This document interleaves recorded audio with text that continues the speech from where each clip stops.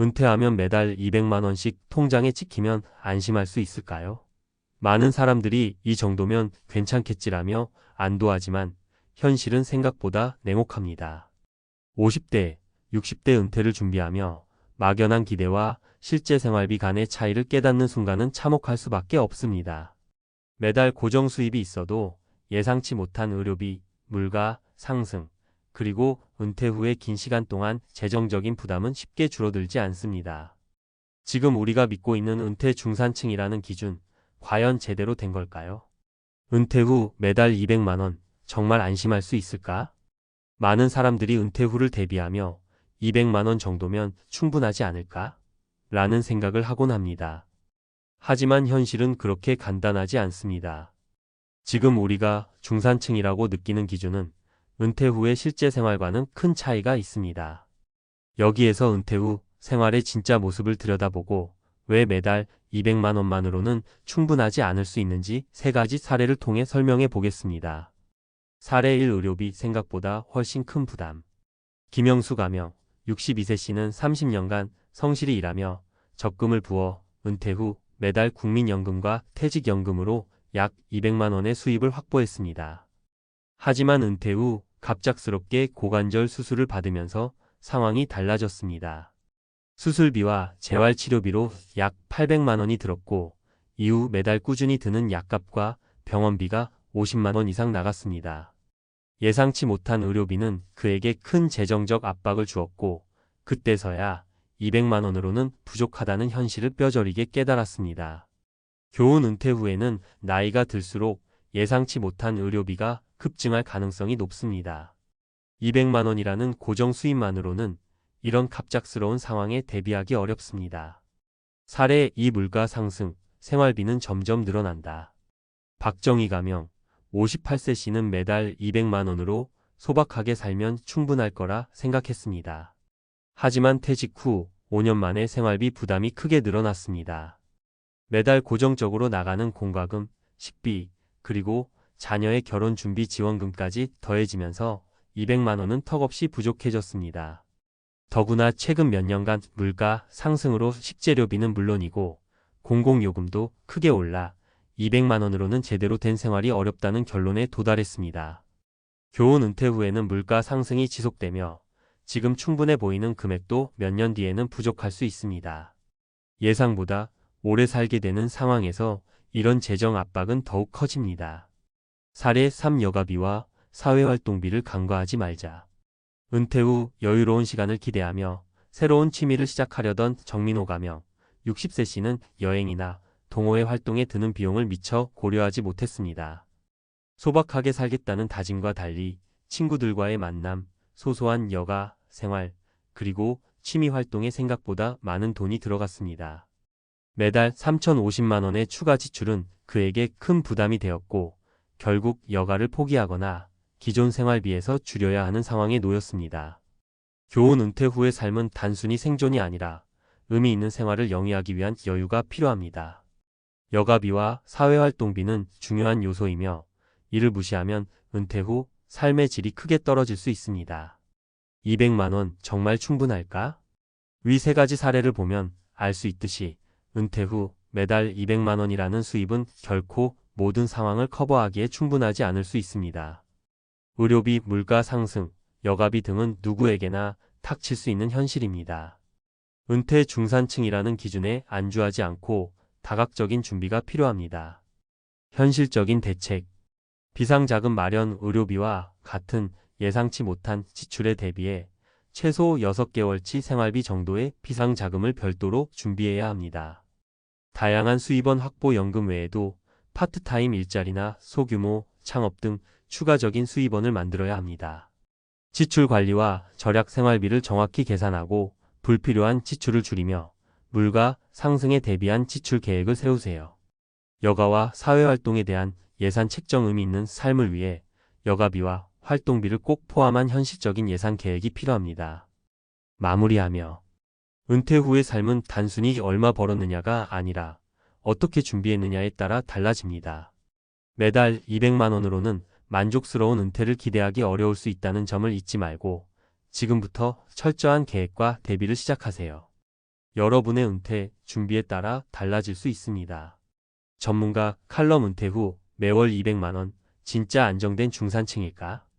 은퇴를 앞둔 많은 분들이 묻습니다. 매달 200만 원 정도면 은퇴 후 안정적인 삶이 가능할까요? 답은 간단치 않습니다. 겉으로 보기엔 충분해 보이지만 실제로는 그렇지 않은 경우가 많습니다. 현실적인 은퇴 후 삶의 조건과 우리가 놓치고 있는 요소들을 짚어보겠습니다. 1. 은퇴 후의 경제적 안정 정말 가능할까? 대부분의 은퇴자들이 가장 걱정하는 건 돈입니다. 당연한 걱정이죠.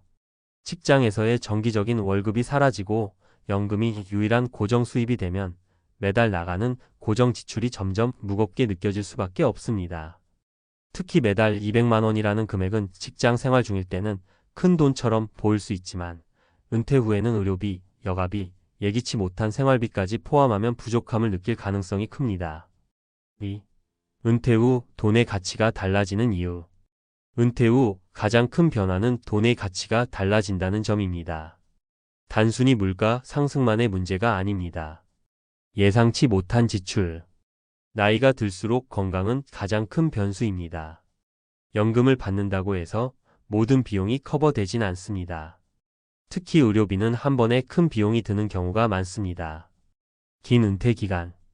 과거에는 70세까지를 은퇴 후 삶의 기준으로 삼았지만 지금은 80세, 90세까지도 충분히 예상해야 합니다. 은퇴 기간이 길어질수록 작은 금액이라도 부담이 크게 다가올 수밖에 없습니다.